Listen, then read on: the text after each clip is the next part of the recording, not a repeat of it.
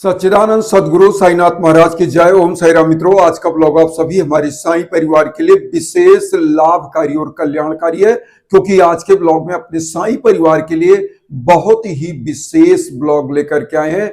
बहुत सारी माताएं बहनें, बहुत सारे बंधु बांधव यह प्रश्न करते हैं कि गुरुदेव साईनाथ को जो हम भोग लगाते हैं, क्या वह लहसुन प्याज से बना हुआ भोजन का या खाद्य पदार्थ का हम भोग लगा सकते हैं कि नहीं लगा सकते हैं।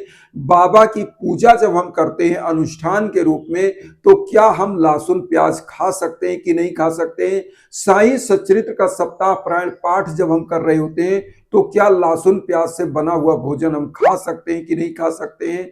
बाबा की पूजा डेली की विधि क्या है, क्या भोग लगाना चाहिए, बाबा की पूजा कैसे करनी चाहिए, किस विधि विधान से करनी चाहिए कि बाबा की कृपा हम पर बने।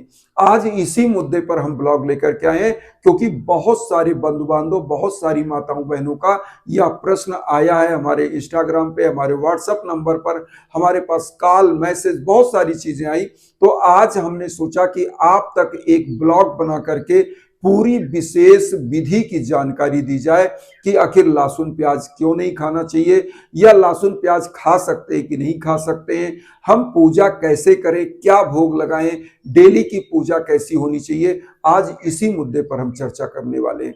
तो सबसे पहले तो यह जान लेते हैं कि लहसुन प्याज खा सकते हैं कि नहीं खा सकते हैं, यह जानिए। देखिए, साईनाथ ने कभी भी किसी को यह शिक्षा नहीं दिया कि आप लहसुन प्याज ना खाएं। एक बहुत ही अच्छी लीला का वर्णन आता है साईं सचित में, आप लोगों ने पढ़ा होगा, नहीं पढ़ा होगा तो जरूर पढ़िएगा। साईं बाबा से एक व्यक्ति ध्यान और योग की शिक्षा ग्रहण करने आया। वह योगी तो था, लेकिन वह सोच रहा था कि साईनाथ जो है परब्रह्म के स्वरूप हैं और योगी राज धीराज है, तो मैं क्यों ना जाऊं बाबा से योग और ध्यान की शिक्षा ले लूं। तो वह बहुत ही लालसा के साथ शिरडी आया और बाबा से द्वारका माई में जब उसको मिलने का अवसर प्राप्त हुआ, तो उसके मन में बहुत सारे ख्यालात चल रहे थे कि मुझे बाबा से ध्यान की शिक्षा मिल जाएगी, कि लहसुन प्याज हम खा सकते हैं कि नहीं खा सकते हैं। वैसे तो लहसुन प्याज हमने सुना नहीं खाना चाहिए, ऐसा उसके मन में चल रहा था। जब वह बाबा के सम्मुख गया, तो बाबा अंतर्यामी, बाबा तो एक रोटी लिए हुए, एक प्याज काट के खा रहे थे, रोटी काट के खा रहे थे। तो उसने देखा कि जिस व्यक्ति से हम योग और ध्यान की शिक्षा लेने आए हैं, वह तो तामसिक भोजन प्याज स्वयं खा रहे हैं, और लोग बताते हैं ध्यान के लिए लहसुन प्याज नहीं खाना चाहिए। तो बाबा ने यहां उसको मैसेज क्या दिया, अब आप वह समझिएगा। ये बाबा ने जो लीला दिखाई, इसका मैसेज ये है, बाबा ने यह दिखाया कि ध्यान और योग तब आप कर सकते हैं जब आपको स्वयं पर, अपनी इंद्रियों पर, अपने विचारों पर, अपने शब्दों पर नियंत्रण हो। तो यहां पर लहसुन प्याज आपकी बाधा नहीं है, आपको स्वयं पर कॉन्फिडेंस और नियंत्रण होना चाहिए। योग का मतलब क्या है? योग का मतलब है इस लौकिक दुनिया से पारलौकिक दुनिया से तारतम्य, मतलब इस शरीर से और विचार से, शब्द से जुड़ जाना परमात्मा से। और जब आप इन सभी चीजों को जोड़ लेते हैं, इन सभी पर आपका नियंत्रण हो जाता है, तो इसी को कहते हैं योग। योग का मतलब होता है जोड़ना, या किसी चीज का कंपैक्ट नंबर। तो जब आप जुड़ जाते हैं परमात्मा से और ईश्वर से, अपने सदगुरु से, उसी को योग कहते हैं। और वो योग तब परिपूर्ण होता है जब आपका स्वयं पर नियंत्रण होता है। तो बाबा ने उसे यही समझाने की कोशिश की कि प्याज और लहसुन आडंबर मत सोचिए, यह आपकी बाधा नहीं है, आपका स्वयं पर नियंत्रण होना चाहिए, यह आपकी बाधा है जो आपका नियंत्रण नहीं है। अब यहां पर समझ गए होंगे आप कि लहसुन प्याज के लिए तो बाबा ने मना नहीं किया, लेकिन यहां मैं एक चीज बताना चाहता हूं, लहसुन प्याज क्यों मना किया गया है जो है खाने के लिए। अब मैं आप बता दूं जो शास्त्रों में बताया गया। जो भी गृहस्थ हैं उनके लिए कहीं स्ट्रिक्टली मना नहीं किया गया है, लेकिन जो योगी पुरुष है, जो साधु संत हैं, जो केवल परमात्मा में लग गए हैं, जो इस सांसारिक जीवन से कट चुके हैं, तो ऐसे लोगों के लिए लहसुन प्याज सख्त मना किया गया है, क्योंकि लहसुन प्याज तामसिक भोजन है और तामसिक भोजन आपके ध्यान को भटकाते हैं, क्योंकि तामसिक भोजन काम, क्रोध और मद आपके अंदर प्रबलता के साथ पैदा करते हैं और आपका जो नियंत्रण है वह अपने आप से हटने लगता है और होता क्या है, आप सांसारिक भौतिक वस्तुओं में लिप्त होने लगते हैं। तो इसलिए आपका ध्यान भटके ना, इसलिए लहसुन प्याज नहीं खाना चाहिए। किसको? जो ऐसे संसार को त्याग कर चुके साधु संत ऋषि जन है उनको, लेकिन गृहस्थों के लिए नहीं मना किया गया। लेकिन यहां मैं जरूर कहूंगा कि जब कोई अनुष्ठानिक पूजा पाठ आप कर रहे हो, ऐसे समयों में लहसुन प्याज ना खाएं, लहसुन प्याज से बना हुआ भोग बाबा को ना लगाएं तो बहुत ही अच्छा है। क्यों? क्योंकि लहसुन प्याज जब आप अनुष्ठानिक पूजा करते हैं तो आपका क्या है, मन को विचलित करता है, मन को काम की तरफ, क्रोध की तरफ ले जाता है और आपका पूजा में मन ही नहीं रमता। तो ऐसे समयों में इसीलिए मना किया गया है कि लहसुन प्याज बाबा की व्रत में नहीं खाना चाहिए, बाबा के जो है भंडारे में नहीं डालना चाहिए, बाबा को जो भोग लगाते हैं उसमें भी नहीं डालना चाहिए।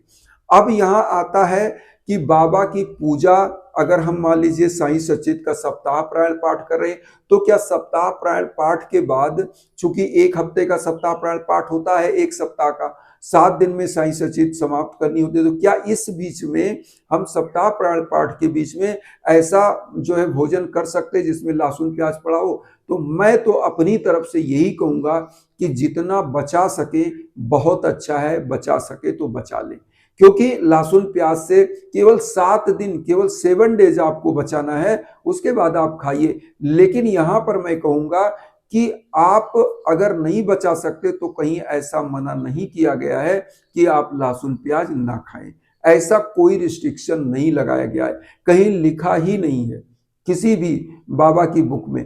तो यहां पर केवल इतना जानना है, केवल तामसिक गुणों के कारण इन पदार्थों का, इन भोज्य पदार्थों का त्याग किया जाता है। अब यहां पर आता है बाबा की डेली की पूजा अगर हम कर रहे हैं तो हम भोग कैसे लगाएं, क्या क्या लगाएं? देखिए, सीजनल फल है, आप उसका भोग लगा सकते हैं। आपके घर में बाबा के लिए अलग से बिना लहसुन प्याज से बना हुआ भोजन का भोग लगा सकते हैं। आप जो मिश्री, किशमिश और ड्राई फ्रूट है, इनके भी भोग लगा सकते हैं बाबा को। अब यहां पर एक चीज और बताएं, गुरुवार का दिन बाबा का विशेष दिन है, तो इस दिन पीले मिष्ठान का भोग, मावे से बनी हुई मिठाई का भोग बाबा को प्रसाद के रूप में भोग लगाइए और सभी लोगों को वितरण करिए। अब यहां पर एक चीज और आता है, डेली की पूजा हम कैसे करें? बहुत सारी माताएं बहनें, बहुत सारे बंधु बांधव या पूछते हैं कि डेली की पूजा कैसे करें। तो डेली की पूजा में अब ये चीज आप बहुत ध्यान से सुनिएगा। बाबा ने 2 चीज बहुत ही बार बार कहा है, श्रद्धा और शबरी, और बाबा कहते थे सबका मालिक एक। तो यहां पर समझिएगा, श्रद्धा और शबरी के साथ जब आप समर्पित भाव से अपने समस्त मद, अहंकार, काम, क्रोध का त्याग करके बाबा की भक्ति में लीन हो जाते हैं तो बाबा आपको स्वीकार कर लेते हैं। आप एक बार भी साईं राम कहते हैं तो बाबा तक आपकी आवाज पहुंचने लगती है, क्योंकि आपका तारतम्य, आपका योग के रूप में बाबा से आप एकदम जुड़ जाते हैं।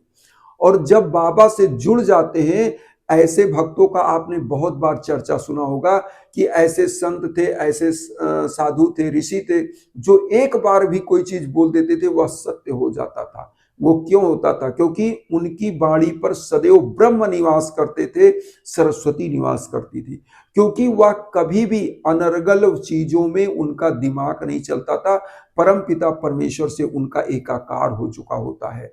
और यहां पर मैं आपको कहूंगा, तो बाबा की पूजा के लिए श्रद्धा और सबरी रख करके बाबा की पूजा। और अब यहां ध्यान दीजिए, तो बाबा की पूजा में क्या करना है? सुबह सुबह ब्रह्म मुहूर्त में आप जगिए, नहाइए धोइए, बाबा के निमित्त आप पीला पुष्प और भोग के लिए मिष्ठान, सीजनल फल, जो आप मिश्री, किशमिश, जो भी आप भोग लगा सके वह ले लीजिए।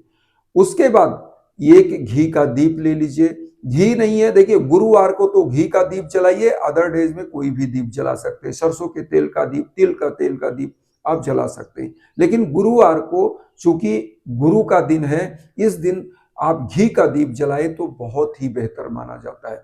तो आप एक धूप बत्ती, एक जो है दीप, एक लोटा जल, पुष्प, इतना सब चीजें लेकर के बाबा को, अगर इटालियन मार्बल की मूर्ति आपके पास है तो डेली स्नान कराइए। स्नान करा के बाबा को बढ़िया उनको सूती कपड़े से पोंछ के बढ़िया वस्त्र उनको जो है आप पहनाइए। बाबा के लिए पकवान जो घर में बना हुआ है, लहसुन प्याज से वर्जित होना चाहिए उसमें, तो उन पकवानों का भोग लगाइए। सीजनल फल का भोग लगाइए। और जो पकवान का भोग आप लगाते हैं, ये आप समझिए, इस पकवान का भोग लगाने के बाद आप अपने घर के सभी अन्न पात्रों में यही भोग जो बना हुआ आपका अन्न है उसमें डाल दीजिए, तो यह प्रसाद हो जाता है। जिन घरों के समस्त परिवार प्रसाद के रूप में भोजन पाते हैं, ऐसे घरों के परिवार और सदस्यों के दुर्भाग्य दूर हो जाते हैं। उनके मन, कर्म, वचन और वाणी में भगवान का निवास हो जाता है और उनका सदैव कल्याण होता है। वह ऐसे व्यक्ति समाज में अग्रगणी पंक्तियों में होते हैं। तो यह चीज है बाबा का डेली का पूजन। और डेली के पूजन में आपको क्या करना है, बाबा का भोग लगाना, जैसे आपको मैंने बताया। और कुछ गरीबों, दीन दुखियों को आप कोशिश करें, अगर प्रतिदिन नहीं खिला सकते तो गुरुवार को कुछ भी भोज्य पदार्थ, चाहे फल हो, आप भोजन हो घर में बना हुआ, कुछ वस्त्र आपकी जैसा समर्थ हो, कुछ लोगों को, नीडी व्यक्तियों को जरूर दान करें। बाबा इससे अति प्रसन्न होते हैं और आपकी समस्त मनोकामनाओं को पूर्ण कर देते हैं।